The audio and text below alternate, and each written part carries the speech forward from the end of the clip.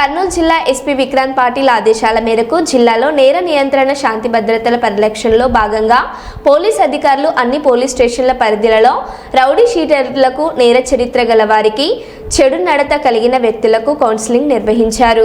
సత్ప్రవర్తనతో జీవించాలని, నేర ప్రవృత్తికి స్వస్తి పలకాలని, చట్ట వ్యతిరేక కార్యకలాపాలకు దూరంగా ఉండాలని సూచించారు. చట్ట వ్యతిరేక కార్యకలాపాలలో పాల్గొంటే తప్పనిసరిగా చట్ట ప్రకారం కఠిన చర్యలు తీసుకోవడం జరుగుతుందని పోలీస్ అధికారులు హెచ్చరించారు.